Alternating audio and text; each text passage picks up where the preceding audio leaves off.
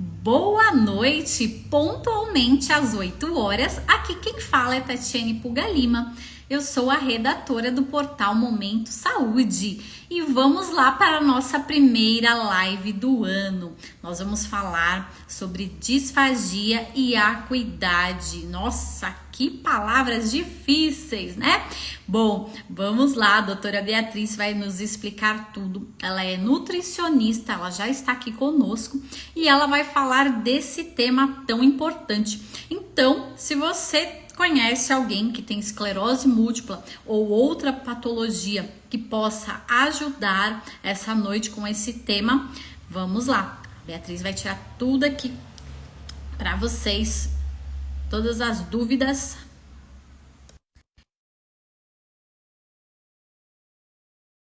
Não falta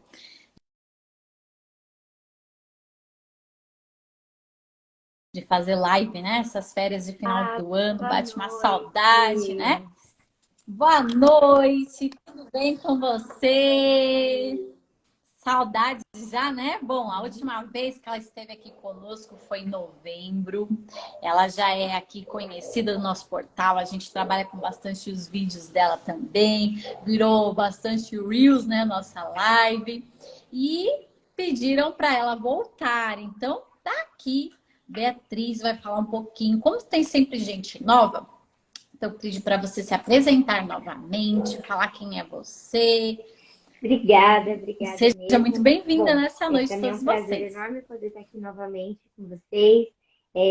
Recebi várias caixinhas de perguntas desde a última live, então para mim realmente é um prazer estar aqui esclarecendo cada uma dessas dúvidas e trazendo um tema tão importante. Eu sou a Beatriz Genick, sou nutricionista, sou portadora de esclerose múltipla, esse ano faço 13 anos de diagnóstico e descobri através da alimentação um jeito muito mais leve, mais fácil de levar esse diagnóstico, que é tão pesado por si só. E hoje acabei especializando aí os meus atendimentos a outros portadores de esclerose múltipla, neuromielite óptica e antimog, assim como eu, tentando passar esse processo de leveza também através da alimentação e da nutrição para a vida dessas outras pessoas também. Basicamente um pouquinho aí, né? Faço atendimentos online, presencial em São Paulo, então atendo um pouquinho de cada canto do Brasil e do mundo atualmente. Estou em 7 países e atendo todo o Brasil também de forma online.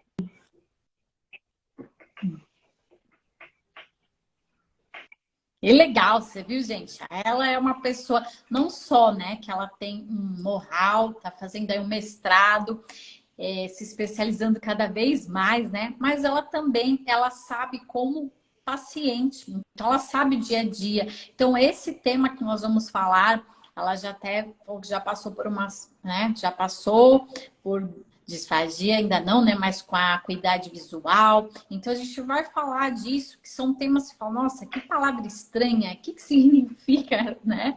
Mas a gente está aqui para realmente facilitar e deixar esses nomes estranhos, poder ajudá-los vocês cada dia, né? A melhorar.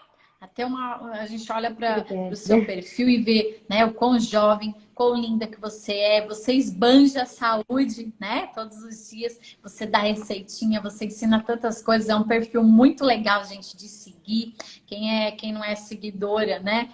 Vai lá seguir a doutora, ela vai colocar aí também o perfil dela depois, vai falar do perfil.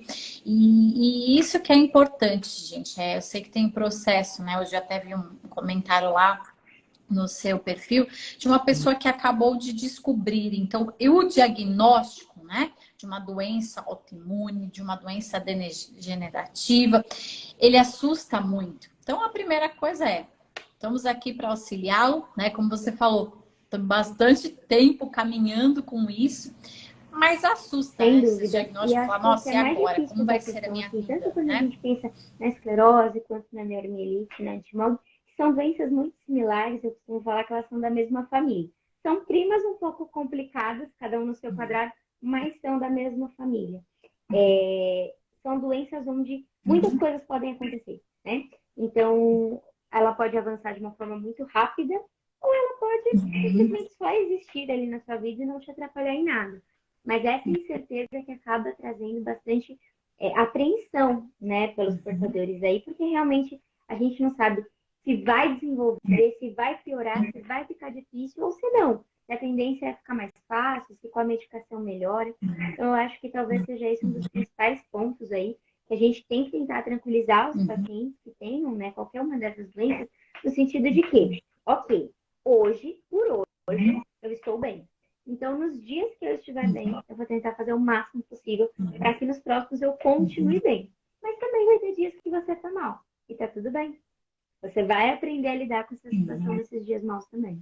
Então, quando a gente traz essa temática desses dois sintomas, que é a acuidade visual e que é a disfagia, são dois desses sintomas que, é importante falar, nem todo paciente com esclerose vai desenvolver, tá? A disfagia ou a acuidade visual. Claro, eu vou falar um pouquinho mais a fundo que é cada um deles, mas nem todo paciente vai desenvolver. Não é uma questão progressiva, então, olha, quando você fizer 10 anos de doença, viu, você vai... Não, não é assim.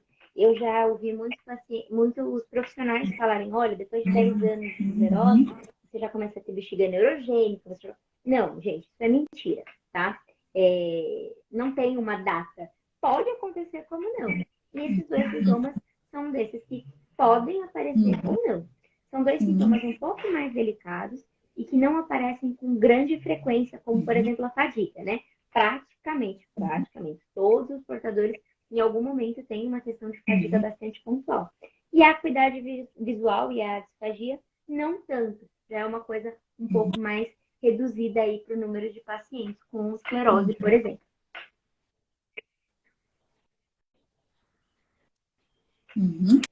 Nossa, já temos mais de 120 pessoas. Gratidão. Eu sei que vocês já estavam com saudades da live, né?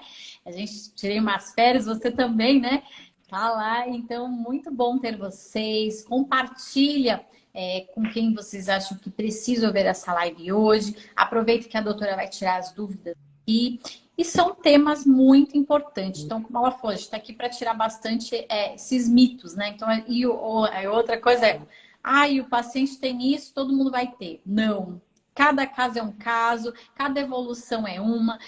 Deus fez nós, seres únicos, seres diferentes. Então, na evolução da patologia também é bem diferente, né? Então, primeiro a gente vai falar o que significa esse nome? Acho que é Disfagia. falar, né? O que é isso? Primeira coisa, né? Para quem é leigo. Né? Então, a disfagia é um dos, né, É isso aí. que podem aparecer. E a disfagia vai ser a dificuldade de a gente engolir, né? A gente acaba chamando um nome mais técnico de deglutir. E essa disfagia, até postei sobre isso agora há pouco, ela pode ter vários níveis. Então, tem pacientes que sentem uma leve dificuldade de engolir líquidos e que não conseguem, acabam meio que parece até que você está confuso. É como se o seu corpo não respondesse ao processo. Sabe quando você está com um remédio na boca, sem querer dar um delay, você fala, nossa, como que engole, né? Parece que o corpo dá uma esquecida. Aí você para, pensa, aí, eu engoli.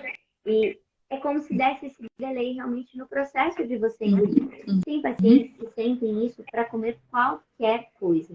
E que não vão conseguir mais comer a comida dentro ali da sua composição natural. Então, o arroz só cozido, feijão, né, só cozido, uma carne, enfim, mais esfriada, não vão conseguir. Vão precisar de um processo realmente de usar mais cremes, purês, já uma coisa um pouco mais espessada, mas naturalmente, para ficar mais fácil de engolir, sem casca, sem sementes, sem coisas muito duras para mastigar e fazer esse processo de deglutição. Tem paciente que não. Tem paciente que até tomar água, o paciente não vai conseguir. Mesmo sendo fácil, mesmo sendo líquido ali, né? Não tem nenhum tipo de resíduo, o paciente não vai conseguir. Então, a gente precisa avaliar qual é o tipo de disfagia. É importante sempre falar que, quando a gente trata de disfagia no paciente, independente do grau, né, de disfagia, a gente sempre vai trabalhar em conjunto, a nutrição com a fono. Por quê? Com a nutrição, a gente vai conseguir trazer uma qualidade alimentar melhor, ou seja, se é só purê, papinha, por exemplo, que o paciente vai conseguir engolir, a gente vai ter que pôr nesse purê e nessa papinha toda a quantidade de nutrientes que ele precisaria numa só refeição. Então, é do nosso trabalho aí fazer esse cálculo para ter tudo isso dentro da refeição. Agora, a fono vai trabalhar essa parte do engolir. Lembra que eu falei, às vezes parece que deu um delay, você não lembra como engole? A fono, ela exercita esse processo de trabalhar essa musculatura da deglutição para que você entenda novamente, né, reaprenda o processo de engolir. É importante falar que a maioria dos pacientes fazendo o tratamento certinho de fono, junto com a alimentação adequada, conseguem muito facilmente, né, voltar aí a conseguir comer normalmente, sem grandes problemas. Tem paciente que demora um pouquinho mais, tem paciente que demora um pouquinho menos, então vai mais rápido. E por isso, né, dependendo do grau aí que o paciente tem de disfagia, a gente vai precisar alimentá-lo de outras formas. Então, uma coisa é, o paciente só não consegue comer casca? Ok. Então, a gente vai optar por frutas sem casca, sementes, e evitar essa parte de sementes que vai ser mais difícil para engolir, coisas mais duras, né? É fácil. Agora, não consegue, a gente vai precisar usar só base de creme, sopas, etc e tal. Ok, a gente já muda essa composição. Vamos precisar usar o espessante para deixar ali, né, mais gelatinoso, que aí é mais fácil de engolir. Provavelmente, se alguém já teve disfagia, ficou no hospital e precisou fazer o uso de espessante, até a água, se você deixa ali paradinha 2, 3 minutinhos, vira uma gelatina. Né? Então, depois tem que tomar água de colherzinha. Acaba sendo bem ruim esse processo aí. Sim. Mas é uma coisa que pode acontecer. Até casos mais graves, onde a gente não vai mais conseguir nutrir esse paciente via oral e a gente vai precisar fazer o uso de sonda. Então, toda a alimentação vai por sonda, seja nasogástrica, né, vem do nariz até o estômago, ou, né, pode ser já direto lá no estômago, uma gastrostomia, enfim, algum tipo de acesso direto já ao trato gastrointestinal.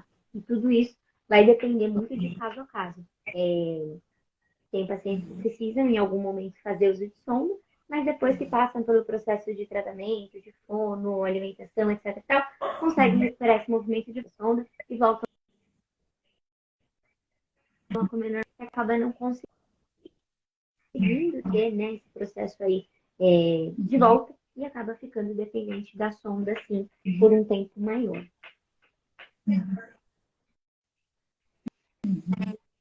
E aí também, né, entra a parte da suplementação também, né? Por isso que é necessário ter um acompanhamento nutricional, porque a nutricionista vai validar, não, vai precisar de uma suplementação, não pode. Essa parte daí do estômago também, como que fica? Porque ele para e depois ele volta nessa reintrodução desses alimentos também, tem que ter um Exatamente, é um processo processo para mais isso, né? Não dá para delicado, falar, vou fazer principalmente sozinho, porque se né? vai para a sonda, por exemplo, a gente já não consegue mais trazer nenhum tipo de nutriente, às vezes, a nível oral. Então, mal e mal esse paciente vai conseguir nem tomar água. Já acompanhei casos de pacientes que nem água não conseguiam tomar.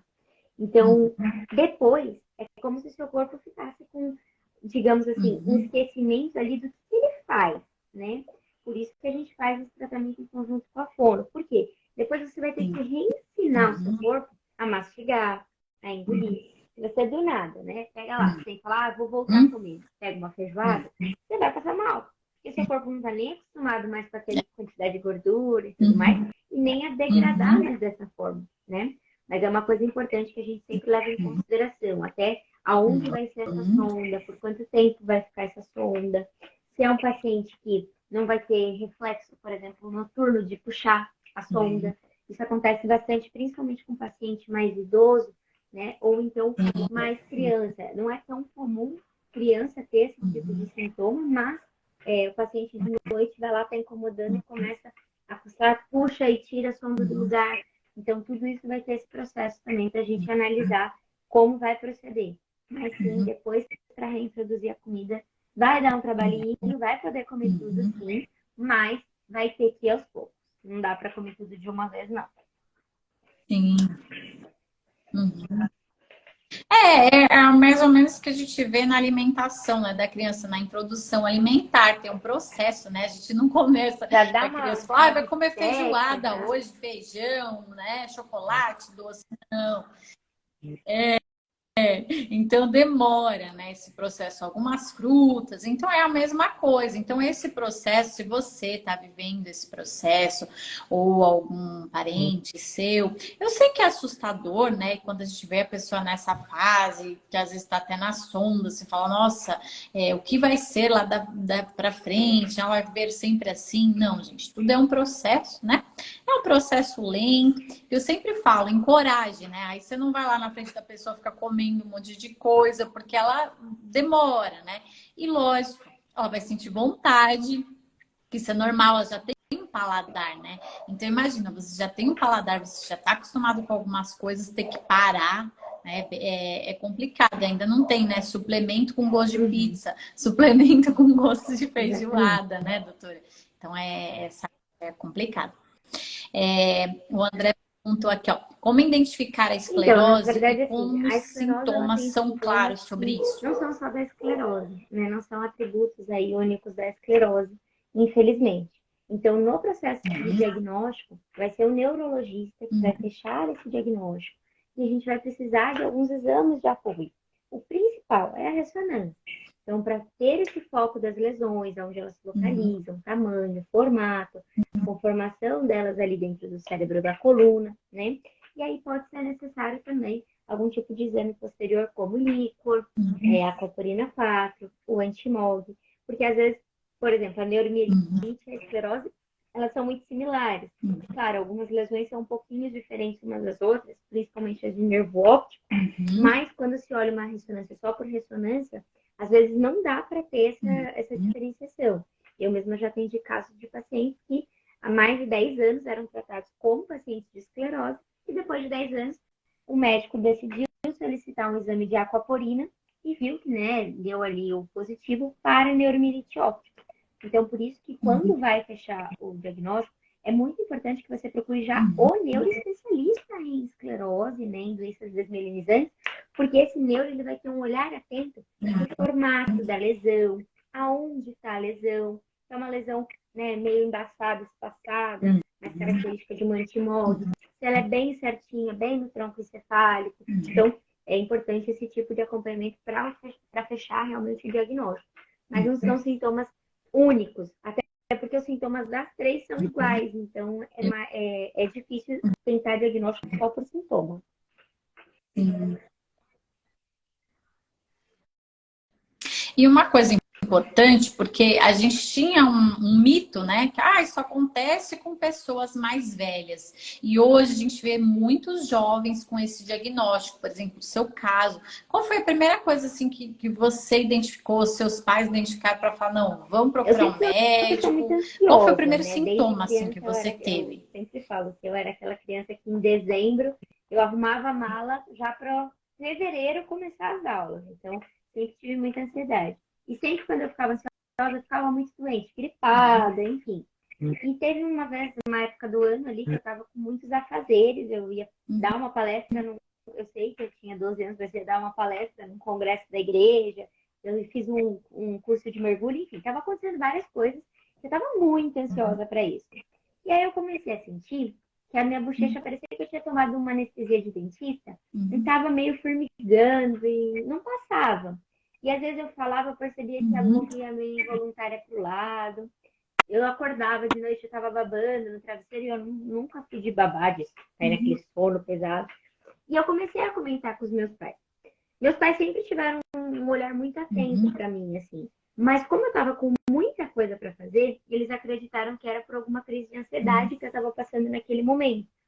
E como eu tinha feito curso de mergulho, achou que era o regulador, que estava ali uhum, travando a boca e tal. Mas aí passou. Só que isso foi passando por todo o corpo. Então eu comecei a sentir isso na mão, formigamento, no pé. E aí, em menos de uma semana, eu já estava em todo o lado esquerdo. E aí, um dia, eu bati o dedinho do pé, sabe quando a gente bate, que dá aquele, né, xingão já, mas eu não senti dor. Eu falei, nossa, sim, me sim. livrei, né? Mas estava estranho. E aí, um dia, Uhum, minha mãe saiu de casa, eu peguei, esquentei uma panela, deixei ela ficar uhum, preta. Quando o fundo ficou preto, eu pus o dedo. Queimou, mas não doeu. Aí eu liguei pra minha mãe e falei, mãe, vem pra casa porque eu não tô uhum, bem. Eu acabei de queimar meu dedo, uhum. ele tá todo descamando, né? E eu não tô sentindo dor. E aí, quando a gente chegou no hospital, na hora, os médicos já internaram e falaram assim, ó, a gente não sabe o que é. Parece que ela tá tendo um AVC, mas a gente não sabe o que é. E aí começou a bateria de exames. Foi um ano até que achar o meu diagnóstico. Nesse um ano eu tive 2 surtos bem severos. O segundo foi mais severo ainda, porque por falta de tratamento, por não ter fechado o diagnóstico, por ser muito criança, né? Então os médicos queriam tratar só com corticoide, que não é o tratamento mais efetivo. Então, no momento do surto, sim, mas para um tratamento a longo prazo, não como eu fiquei, mais de um ano com corticoide. Então, depois eu acabei procurando, né, a ABEM, que é a Associação Brasileira de Esclerose. Na época, a neuroresponsável de lá, que é a minha médica até hoje, falou, não, já passou da hora de a gente fechar o diagnóstico. E essa é a grande questão, né? Hoje, por que que a gente dá um prognóstico muito melhor para os pacientes do que antigamente? Primeiro, diagnóstico precoce. Quanto mais cedo você começar o remédio, quanto mais cedo você começar o tratamento certo, mais rápido é o processo de estabilizar a doença, de tentar bloquear essa progressão da doença. Hoje, não é que os pais antigamente não ligavam, mas os pais não tinham tanta atenção para algumas sintomatologias, né? Imagina, se nem precisa de tanto tempo, mas se há 10 anos atrás se falasse que, ai, meu filho está com ansiedade, os pais vão ligar. Ansiedade que não tem um boleto para pagar, né? E hoje a gente já fala muito mais sobre isso. Porque sim, a criança tem ansiedade, a criança tem, né, doenças de adulto. Só que elas não sabem expressar isso. E esse olhar, que é muito importante dos pais, cada vez mais cedo para os filhos, acabam dando a chance dessa criança ser diagnosticada. Hoje o que eu mais recebo são pessoas que falam para mim, assim, no consultório, nossa, doutora, eu tenho isso já, eu tenho essa sensação desde os meus 15, 14 anos, mas eu nunca fui atrás, porque, enfim, né? É muita ansiedade. E a pessoa já tem isso há anos, né? Então, realmente é algo que acaba podendo ser bastante prejudicial se não tratado corretamente no tempo certo, né?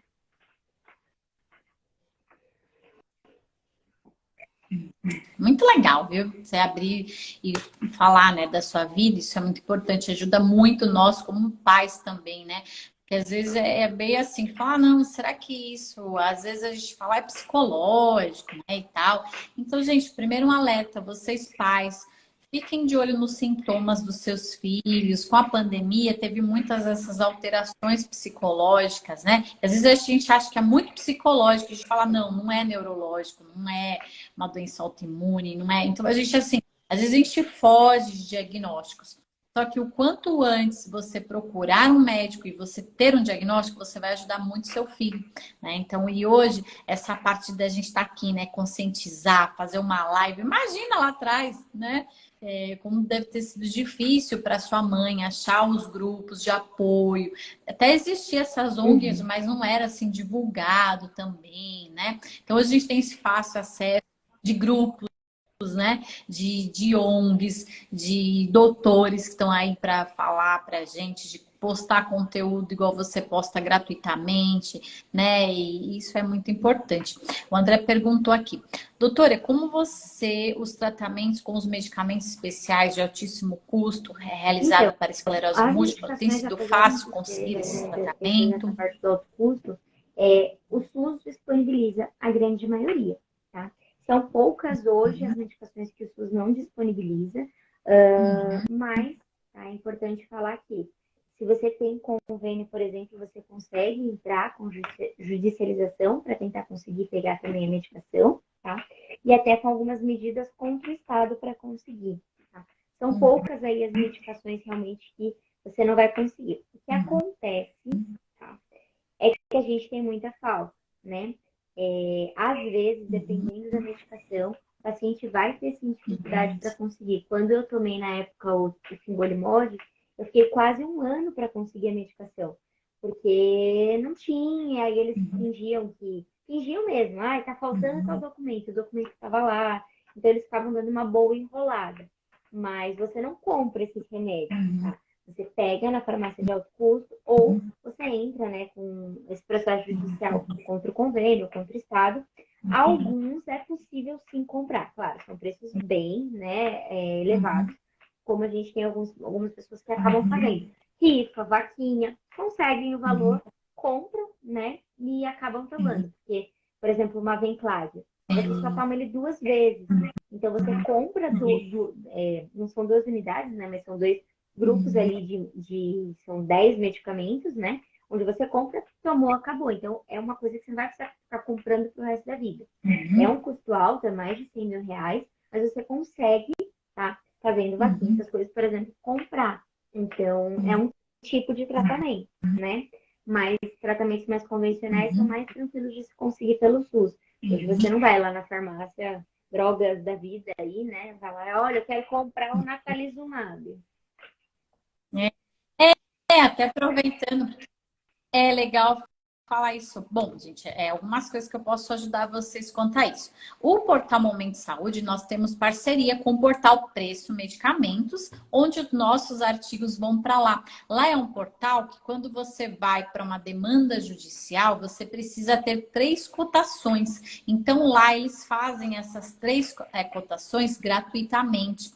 A outra coisa também, tem vários advogados, inclusive a gente faz live com a doutora Anaísa, vários outros advogados, se vocês precisarem também de ajuda com isso, lá no Preço Medicamentos, eles vão te colocar mais próximo de um advogado para entrar com essa demanda judicial, que é uma coisa mais burocrática, a gente sabe disso, mas se você fizer os passos certos, o quanto antes você consegue, né, o seu medicamento. A gente sabe, né, que os importados demoram mais para chegar, os importados aqui no Brasil têm uma burocracia também, mas consegue sim. Então, o portal Preço Medicamentos está aí à disposição. Se vocês quiserem, depois eu passo, ou o André, coloque o link aí, por favor, ou alguém da nossa equipe, coloque esse link aí do Preço Medicamentos para ajudar as pessoas a chegar até lá. Tá? Aqui tem uma dúvida. A fisioterapia ortopédica ou neurológica é mais indicada para esclerose múltipla? Aproveitando, a doutora Ana está aqui também com a gente. Logo, logo a gente vai fazer uma live com ela também, que é fisioterapeuta maravilhosa. Mas pode falar para a gente aí, você que está, né, com ela também, que Então, trabalha tudo com vai você, que é da depender sua do seu equipe, caso, pode né? tirar Então, essa por dúvida exemplo, aí você também. pensa, eu tenho esclerose, quebrei o pé, preciso esse processo de reabilitação. Não tem para que ser neurológica, né? Agora, quando a gente fala pensando na esclerose, dependendo, né, do que você tem de sintoma, claro que a gente vai precisar de uma bem específica aí. E não só a neurológica. Para cada uma dos sintomas aí, a gente tem uma fisioterapia específica. Então, tenho problemas urinários. Ok, então vamos trabalhar com a fisiopélvica. Tenho problemas da acuidade visual. Você vai precisar procurar aí a parte de fisioterapia ocular. Então, para cada área, não só a neurológica em si, né? Ou a ortopédica. Depende do sintoma que você apresenta, é o que você precisa. Tô com uma dor nas costas. Ok, essa dor nas costas é porque a esclerose está dando algum tipo de dor neuropática, ou porque sua postura é toda torta e você precisa se, né, policiar melhor de postura. Então, tudo isso precisa ser levado em consideração pensando nessa parte também do tratamento.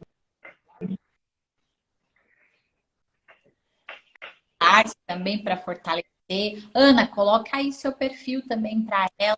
É muito bom. A Ana também é fisioterapeuta, ela atende online, é especialista em esclerose múltipla. Então é sempre bom procurar um profissional especializado na área, porque ele tem várias pessoas ali no dia a dia, então é mais fácil dele poder te ajudar, né? E uma coisa importante aqui, que tá todo mundo, né?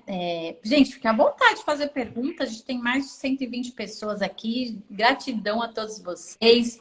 E agora a gente vai falar, né, o que é a acuidade visual. Nossa, que Bom, então, quando palavra, a né? gente pensa na acuidade Difícil, visual, né? a gente está pensando Explica numa para mim, pra gente. característica de um grupo de problemas ali que vão estar acometendo a questão visual, né?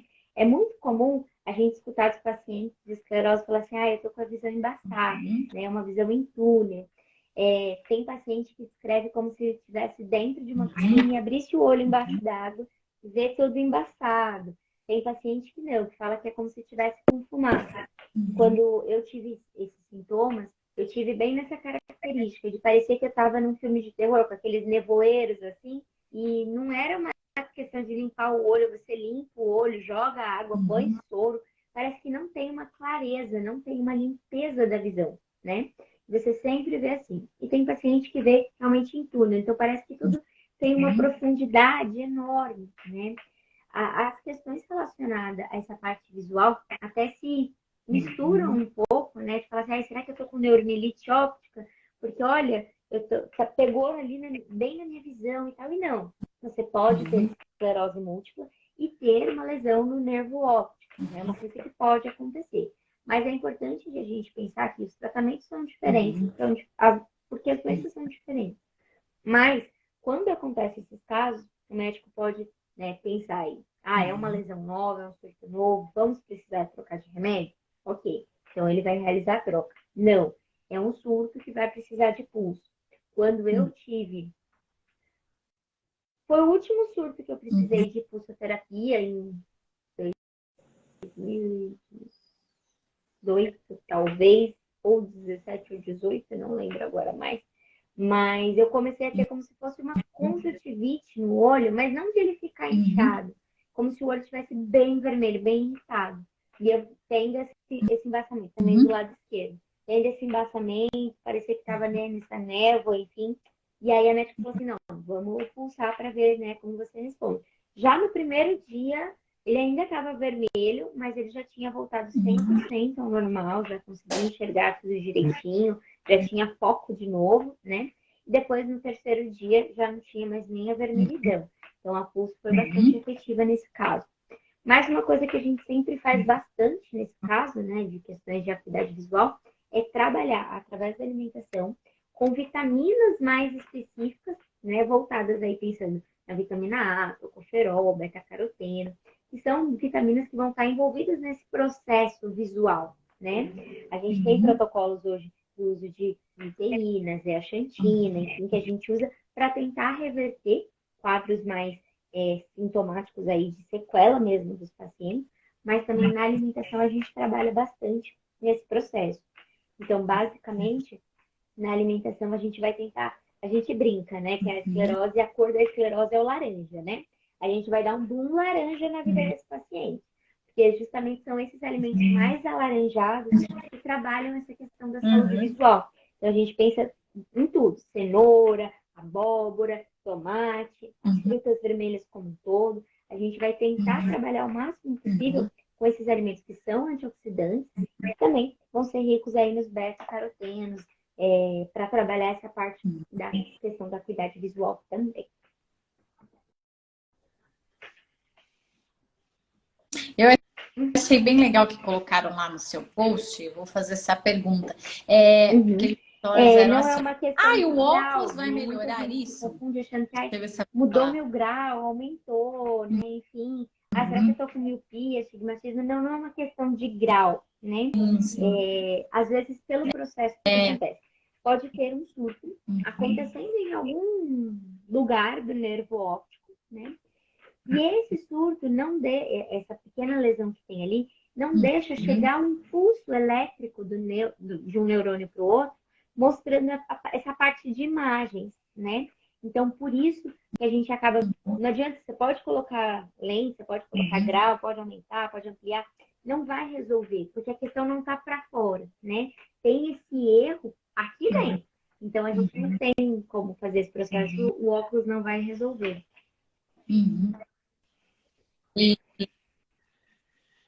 E uma coisa que eu queria te perguntar, se é mito ou não, né? Porque a gente ouve muito também. Quando acontece a parte da acuidade visual, eu já vi pessoas falando, ele vai ficar cego, não vai voltar mais a enxergar. Então, isso é um mito? Pode levar Pode realmente levar uma sim a uma cegueira cegueira. ou Eu já não, acompanhei esse pacientes surto? que tinham, no começo do tratamento, né, cegueira 100% de um olho e não enxergavam tão bem do outro olho. E que quando a gente começou o processo, né, a alimentação, junto com a questão de alguns suplementos mais específicos, que a gente já tinha feito o teste para o paciente, a visão que não enxergava, né, muito bem voltou 100%, e o olho que não enxergava nada passou a ver mais as cores, ainda via meio em borrão, mas já tinha recuperado. Tem pacientes que, infelizmente, devido ao tipo de lesão, ao tempo, né, de sequela ali, realmente não consegue recuperar.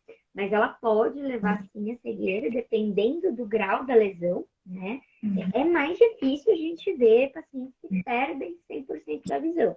Eu já pude acompanhar pacientes que aconteceram isso, mas pode acontecer sim.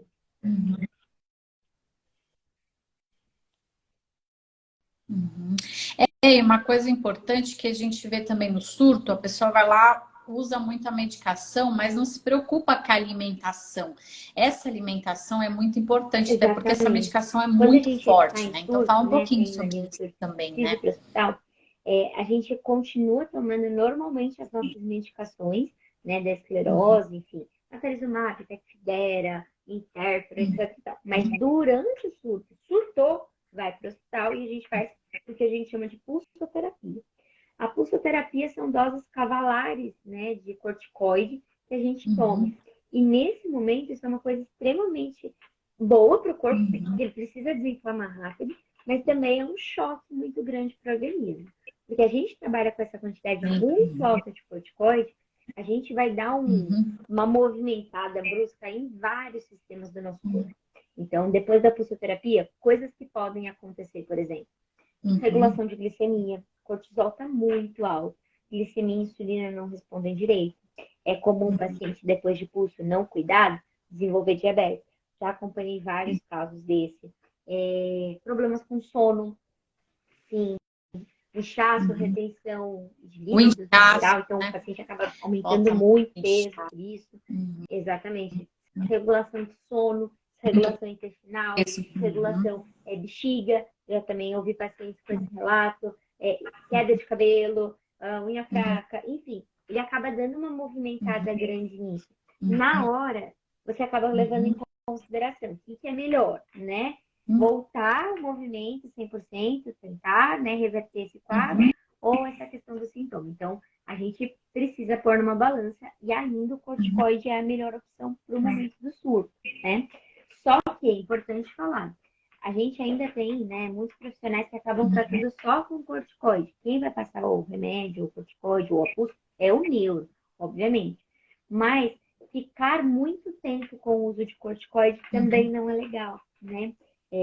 Porque a gente sempre vai ter essa questão, pensa nessa questão da Uhum. glicemia, insulina, tudo isso desregulado. A gente tem muitos pacientes, por exemplo, que acabam desenvolvendo diabetes e a gente sabe que a consequência do diabetes pode ser um pouco de tudo, né? Inclusive levar a cegueira também, né? Então a gente acaba precisando ter um cuidado bastante importante nesse processo da pulsoterapia. E hoje é muito nítido. O paciente que segue o protocolo alimentar e suplementar Uhum. correto antes, durante e pós-pulso, nossa, tem uma pulsoterapia muito mais leve. Muito Uhum. mais leve. Uhum. Bem mais tranquilo, né? É porque sai um pouquinho ali, né, do normal, mas o organismo já está mais acostumado, então é mais fácil para voltar ao normal, né? A Cleide perguntou aqui que ela fez uma tomo e a neuro dela quer fazer um procedimento plasmaferese na É tomo. mais difícil Deu que fazer pela tinha toma, uma acho que provavelmente acuidade pode ser até a visual. ressonância, né? A plasmaférese é um procedimento que o médico faz geralmente, né? Uhum. Tenta a pulsoterapia, às vezes faz os 7 dias, não dá certo, e tenta a plasmaférese, né? Para tentar reverter aí. Já aconteceu com uma paciente minha de fazer isso. Inclusive, essa paciente que ficou mais de 10 anos sendo tratada com esclerose, depois descobriu que era neuromielite óptica, né? E ela fez 7 dias de pulso, não deu certo, não reverteu, ela estava cega dos dois olhos, mas ela perdeu muitos movimentos, né? Ficou tetraplégica, ela só mexia o pescoço para cima. E a médica fez. A plasmaférese você faz dentro de um ambiente de UTI, então é um procedimento bastante delicado aí, né? E precisa de muita atenção para isso, onde você faz geralmente por 10 dias, né? Um dia sim, um dia não. E um desses procedimentos, ela fez Uhum. durante as duas ressonâncias, né? Mas não fez na ressonância. Ela fez fazendo ressonâncias, acompanhando para ver a evolução da lesão. Mas pode ser um protocolo novo aí, como essa área é da neuro, Uhum. é ela que vai poder te explicar. Mas é uma coisa comum, sim, depois da pulsoterapia, tentar a plasmaférese.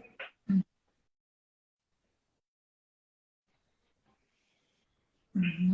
Então não fica com medo aí não, Cleide. É até bom vocês que têm esses medos. A gente está aqui para falar sobre isso. Como eu falo, dia a dia. A Bia trabalha com isso, então ela vê esses pacientes, vê coisas que às vezes está acontecendo só comigo. Aí eu falo, nossa, né? Que tipo de exame é esse? O que, que o doutor está fazendo? Agora, quando a gente fala para uma pessoa que está acostumada, que é o dia a dia dela, não, ó, já vi acontecer isso com outras pessoas, né? Que a gente se assusta, às vezes, de um exame que a gente não está acostumado. Às vezes nós somos um único ali nesse grupo que tem uma patologia, né? Igual, tá, só eu tenho esclerose, mas e aí? Eu não sei com quem que eu vou dividir isso. E às vezes também cuidado com quem você divide, porque nesses grupos que a gente tem, às vezes a pessoa vai falar um trajeto que ela passou, né? E aí fala, nossa, eu vou passar por tudo isso? Não. Como a gente fala, né? A esclerose, ela é múltipla, então ela tem multiformas e cada um vai se manifestar de um jeito. E o que a gente tem que pensar é, eu já tenho um diagnóstico. Peraí, o que eu vou fazer com ele? Eu vou me cuidar, eu vou cuidar da minha alimentação, eu vou cuidar do meu corpo, eu vou cuidar da minha mente. Para quê? Para que eu não fique daquele jeito, daquelas pessoas que você vê, às vezes hoje, né? Tá muito mal, mas ela nunca se cuidou, né, Beatriz? Ela deixou.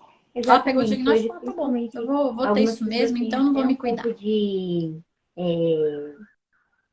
receio, né? De às vezes frequentar uma associação, buscar grupos e tal, porque eu mesmo tenho pacientes que falam, eu não quero me encontrar com outros pacientes porque eu vou ver realidades diferentes da minha e eu vou achar que aquilo, né, enfim, é algo normal de a gente pensar. A primeira vez que eu fui na Associação Brasileira de Esclerose, eu tinha 12 anos, e quando eu cheguei lá, estava tendo um evento no dia, e eu era a única que andava. Eu tinha 12 anos. Para mim, aquilo foi uma coisa absurda, porque Uhum, era o meu futuro. Eu estava vendo o meu futuro ali numa cadeira, dependendo de uhum, uma bengala, de um andador. Então, hoje, para mim, ter acesso, eu falo que é uma coisa muito boa, eu ter uhum, acesso a várias realidades. Eu atendo cadeirante, eu atendo usuário de bengala, de muleta, de andador, outras pessoas que são até muito mais atléticas que eu, que, né, enfim. E isso faz muito bem. Você entende que não uhum, é a esclerose que vai te fazer ficar ali, enfim, uhum, paradinha, quietinha, que você nunca mais vai poder fazer. Não.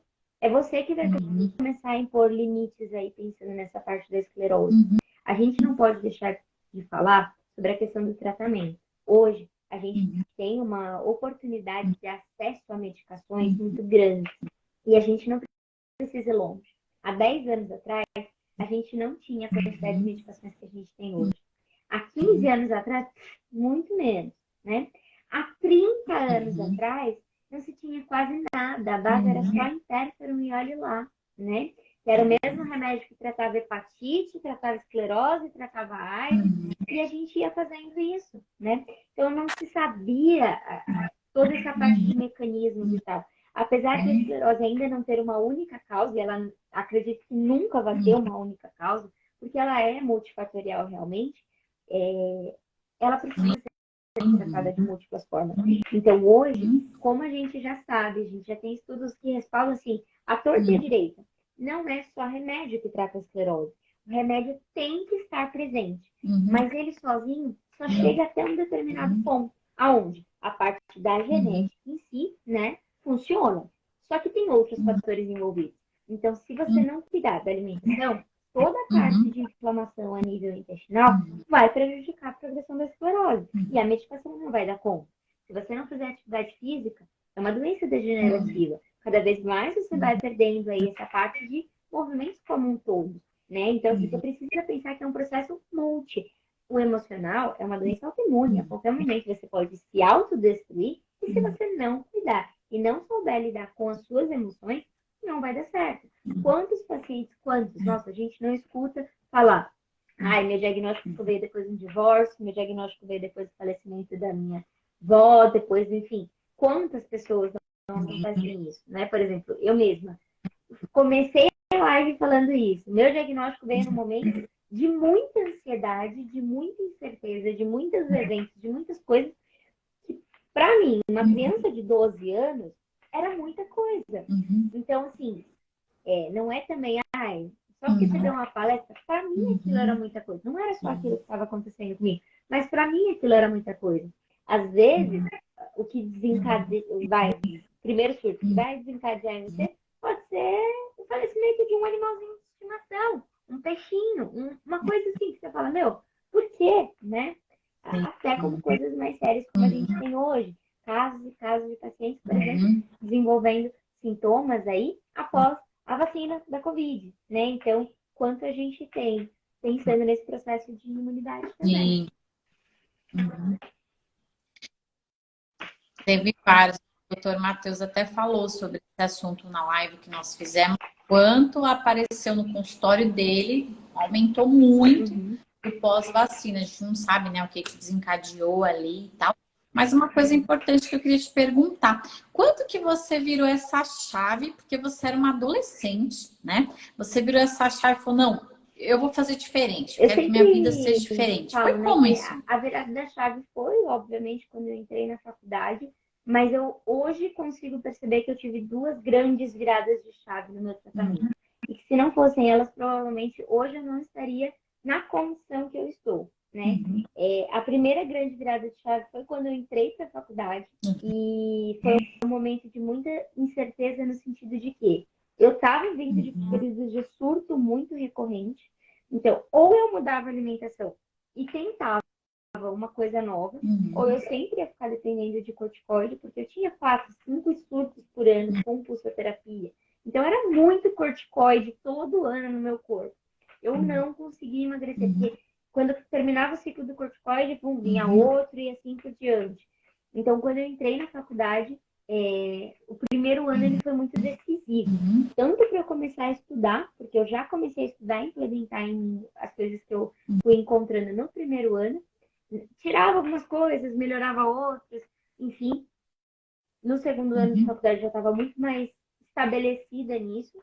E depois que eu me formei, eu tive 6 meses onde eu atendia só online, eu não atendia na minha sala ainda. Eu até tinha uma sala que eu dividia com meu noivo, que também é nutricionista, mas eu atendia bem pouco presencial, era só online. E eu comecei a perceber que o que eu implementava em mim dava muito certo, muito certo. Eu tirava aquilo do artigo, eu pegava toda aquela parte chata da teoria, que ninguém quer ler aquelas coisas difíceis do artigo, aplicava e dava certo. Foi quando eu falei assim, pera, tem como? Dá para fazer. E aí eu juntei um grupo, eram 5 pacientes, e eu falei, vamos tentar fazer junto. Começamos junto ali naquele processo. E todos eles foram começando a aparecer com novas vidas. Melhorando uma coisa, melhorando outra. Não tinha todo o conhecimento que eu tenho hoje. Também espero não ter todo o conhecimento que eu vou ter amanhã. Mas eram coisas simples. Usar o básico do arroz e feijão, reduzir a carne vermelha, etc e tal. Só que isso foi fazendo uma diferença tão grande na minha vida que eu falei, não é mais isso que eu quero para mim. Então hoje eu também já não sou mais a Bia do começo da faculdade. Eu entrei na faculdade, tinha acabado de fazer 17 anos. Eu também não sou mais a Bia da faculdade, que aprendia algumas coisinhas, que implementava outras. Hoje eu sei que se eu não fizer o exercício, vou ficar ruim. No outro dia eu vou estar com fadiga, no outro dia emocionalmente eu não vou estar bem. Eu posso comer hambúrguer, pizza, batata frita, eu posso comer. Só que se eu comer, eu não vou me sentir bem. Não é de, eu vou ficar com consciência pesada. Não, meu corpo não vai responder bem. Então, hoje, assim, se eu tô com vontade de comer uma coisa, eu como. Entretanto, eu já sei que eu vou precisar lidar com essas consequências depois. Mas é importante falar. Foram duas grandes viradas de chave. A primeira, quando eu falei, tem que dar certo, é a última opção. Foi a minha luz no fim do túnel. Lá no começo, né, quando eu saí do ensino médio, entrei para a faculdade, porque eu já não aguentava mais estar no quadro ali, né, de problemas emocionais que eu estava vivendo junto com os surtos da doença. Crise, né? Ou eu fazia aquilo, ou para mim era o zero ali, né, encerrar realmente. E uma coisa que é muito importante, nesse processo, assim, pessoas que sempre me ajudaram. Então, se eu pudesse dar uma dica para você, se vista de pessoas que realmente invistam no seu tratamento. Infelizmente, hoje a gente tem muitas pessoas que são os nossos sabotadores, né? São pessoas que sabotam não só a dieta, mas que sempre te levam para o fundo do poço. Seja ele alimentar, seja ele emocional, seja, eu vou no barzinho com os meus amigos. Começa a fazer amigos que querem te levar para academia. não tô falando pra você, né, virar maromba, não. Mas comece a fazer amigos que parecem assim, meu, vi um grupo de apoio ali, tipo, vamos Sim. lá numa roda de conversa, vamos conversar comigo. Ou vamos sair para comer alguma coisa? Vamos. Onde a gente vai? Ah, vamos num quilo, cada um come o que quer. Vamos numa praça de alimentação, onde você tem mais de uma opção, né? Não, vamos no barzinho beber. Vamos no rodízio de pizza. Coloque ao seu redor pessoas que te levem para cima, que te façam rir, te façam ficar realmente bem. A chave de um tratamento não está só no remédio que você toma ser de alta eficácia. As pessoas que estão do seu lado são muito importantes. E hoje eu falo, eu tive uma base assim, espetacular. Eu sei que essa não é a realidade de todas as pessoas. Eu entendo e me coloco nessa fala, mas eu preciso também expor isso, porque foi uma coisa que foi muito crucial para o meu tratamento.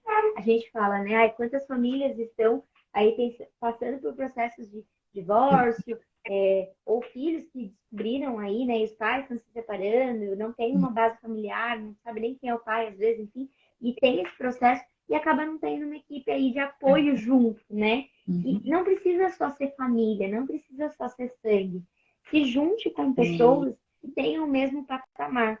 Eu sempre falo para os meus pacientes, quando um paciente resolve entrar para acompanhamento, né? Que eu tenho meu grupo de WhatsApp de pacientes. Lá não é aqueles grupos de chororô do Facebook.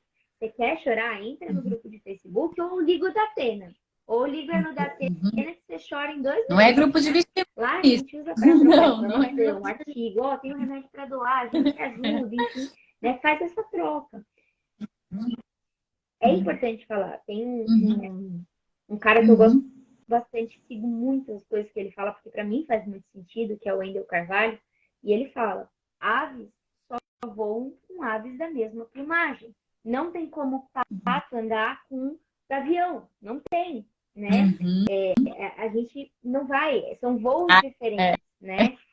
Os pardais voam numa altura, águia voa em outra, né? As pombas mal saem do chão.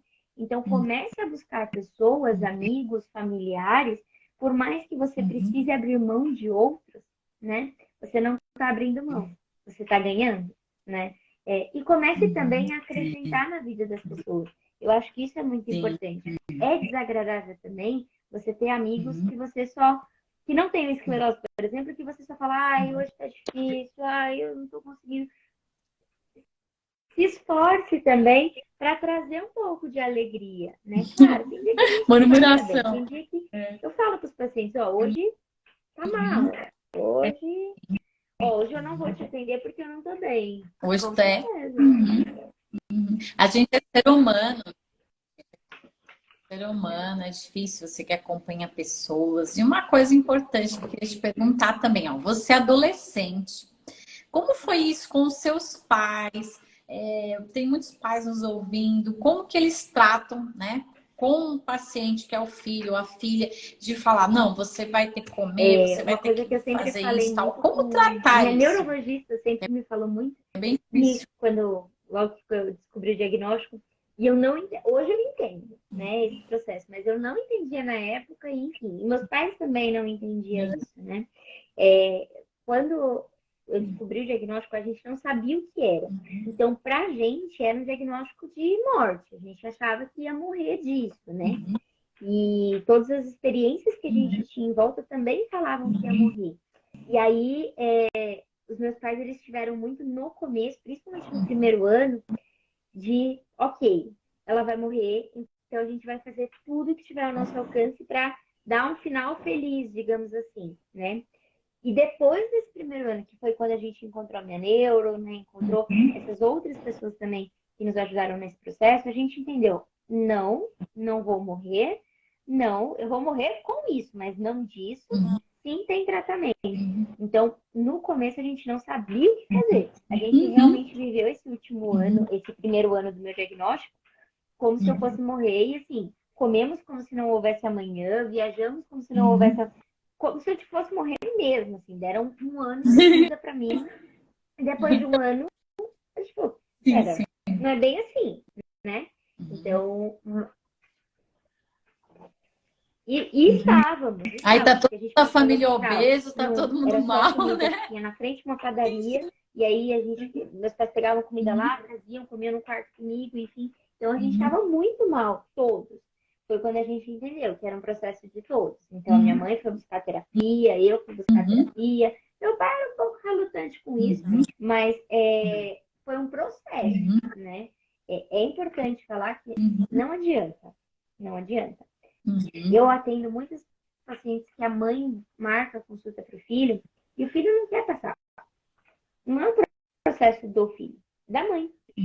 Então, nesse momento, os pais precisam entender, os responsáveis precisam entender que, enquanto o paciente não quiser tratamento, não adianta. Você pode fazer a dieta, mas o paciente não quer. E não adianta.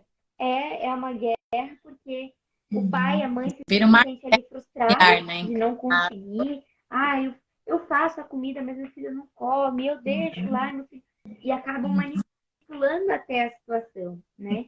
Então, é importante falar, não é o fim, mas vocês precisam buscar apoio. Então, se, no caso, né, pensando nessa parte de pais e filhos aí, o filho não quiser tratamento naquele momento, você tem duas opções: surtar ou tratar. Tratar quem? Você.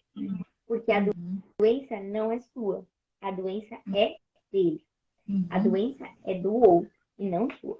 Porque senão vocês acabam sempre sendo codependentes emocionais da doença do outro, né?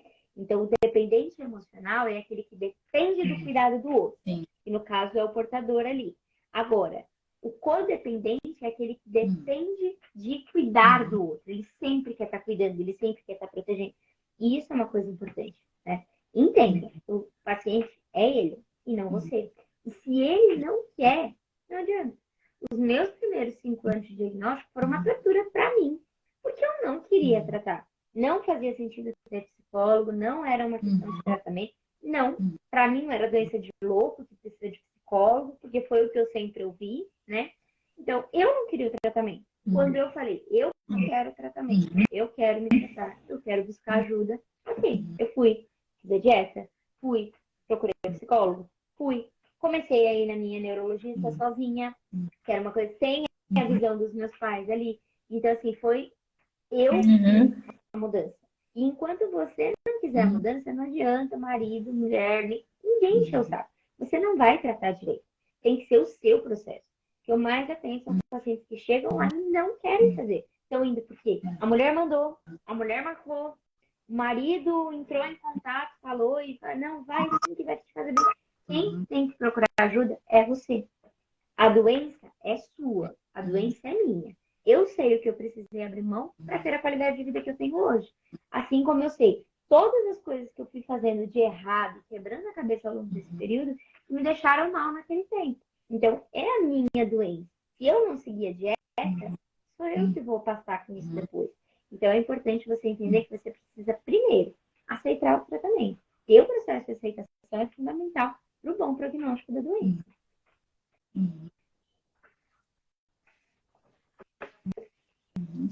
Ai, Cleide, gratidão por você abrir o coração. Ela falou que está nessa fase, ela acha que vai morrer, chora. Cleide, esse é um processo que você tem que tomar cuidado, que é a depressão, né? Que a gente fica nessa fase.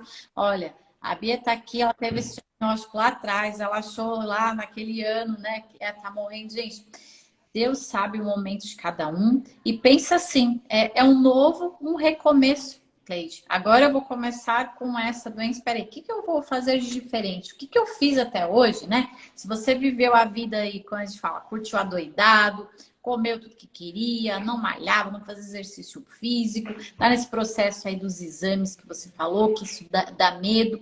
Mas saiba que tem muitas pessoas que estão passando por esse mesmo processo que você. E como tá aqui, ó, uma moça tão jovem, linda, cheia de vida, tá aqui para falar para você, né, de todos esse processo que ela já teve. E Deus está contigo. E é só você que pode fazer por você. Então já começou, né, de hoje estar assistindo essa live, tá abrindo o coração, isso é muito importante. E a gente está aqui para ajudar, né? Está aqui para poder certeza. falar que A não esclerose, é é o o que eu seu sempre fim, falo. não. A É um esclerose, ela recomeço. não é o ponto final. Ela pode ser o ponto para virar a página e começar um novo capítulo. Mas o ponto final, a única pessoa que dá é você. Se você escolher que realmente é o ponto final da sua vida, ok, se prepare, porque você vai conseguir, né, chegar até o final da sua vida. Mas ela não precisa ser. Eu acho que rapidamente, para a gente até fechar esse raciocínio, teve um estudo muito bacana que foi feito com... É uma história, né, de um estudo que iam fazer com alguns presidiários, eu acho muito interessante, onde esses presidiários, eles estavam no corredor da morte, a sentença já tinha saído, e eles iam, né, enfim, ali, morrer por conta do processo. E deram uma opção para esses presidiários. Eles podiam ir para a cadeira, né, elétrica, ou eles poderiam passar por um experimento. E alguns escolheram passar por esse experimento, onde eles iam tirar todo o sangue desse paciente até ele morrer. E se o paciente passasse por esse processo de tirar, né, aquela quantidade de sangue estimada e não morresse, que ele ia poder ficar livre ali, enfim. E aí eles colocaram esse paciente, vendaram os olhos dele e tal, colocaram os braços dele esticados na maca, pendurados assim, e fizeram um corte, né, nos pulsos e deixaram ali correndo num balde no chão. E esses pacientes, esses presidiários, né, depois de um período lá X, esse gotejamento estava forte no começo, mas depois ia diminuindo, diminuindo, até que o paciente, o presidiário, morria. Mas, na verdade, eles não fizeram nenhum corte no pulso do presidiário. Eles simplesmente deixaram um soro gotejando ali. E olha o que a mente daquele indivíduo fez, né? Ele achou que tinha cortado o pulso, estava escutando aquele gotejamento, e quando foi chegando ao fim, ele falou para si mesmo, ok, estamos morrendo. E ele morreu. Né? Então, assim, a nossa mente tem um poder absurdo. A gente não entende. E a esclerose é uma doença somática. Quanto mais você negar a doença, mais fácil vai acontecer o processo de você realmente não vou cuidar, não vou tratar, e ela pode progredir cada vez mais rápido. Então, assim, cuidar do processo emocional, ter esse cuidado, ele é essencial para o seu tratamento como um todo. E não é uma coisa que assim, é fácil. Não. Se fosse fácil, eu ia estar mentindo para você. Eu tenho 13 anos de diagnóstico esse ano e ainda é difícil. Ainda tem dias que eu falo, tô de saco cheio. Tenho vontade de chegar em casa, jogar o celular no chão, falar, não vou responder a ninguém. Tenho vontade de falar assim, não quero, chega. Não, vou comer, vou passar mal. Vou passar mal, vou pro hospital, tô nem aí. Tenho vontade de jogar tudo pro ar. Mas é o que eu falo com os pacientes. Se você chutar o balde, é você que vai ter que buscar. Então, quanto mais longe você chutar, mais longe você vai precisar pegar depois. Então, é um processo que você precisa ficar de olho para entender isso.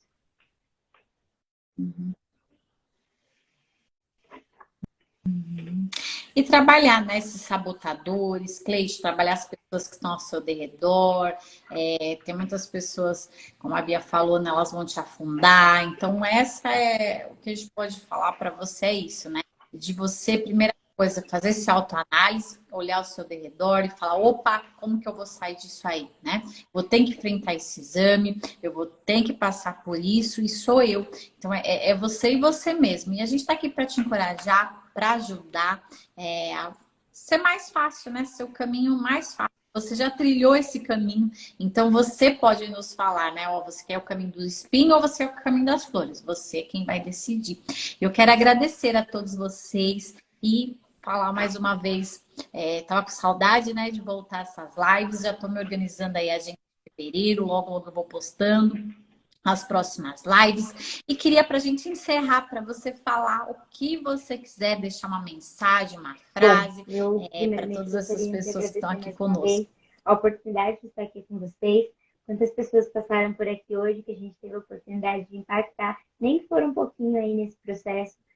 Entenda, ele é um processo. E uma coisa que eu sempre vou falar, não é o que fizeram com você, é o que você vai fazer com o que fizeram com você. Seu diagnóstico já foi dado. A partir de agora, você tem duas opções. Continuar na negação, não tratar.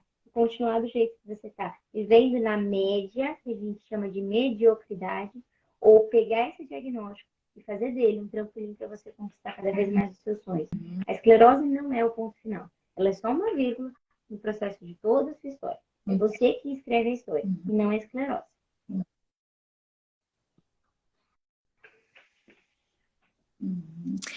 Ai, gratidão por você estar conosco mais uma vez. Gratidão a todos vocês. Gente, essa live vai ficar gravada, ela vai virar um podcast para vocês continuarem ouvindo quantas vezes vocês quiserem. Vai lá seguir a Bia, fala O aí o meu seu perfil é perfil para as NutriBia pessoas te Gienice. seguirem, Eu para vou quem vai estar no deixar o podcast, Bia. arroba, mas depois também ela sempre me marca aqui, então vocês conseguem me achar, né? O meu sobrenome é um pouquinho difícil, mas eu escrevi aqui, vocês conseguem achar muito facilmente. Mas é Bia Gienice.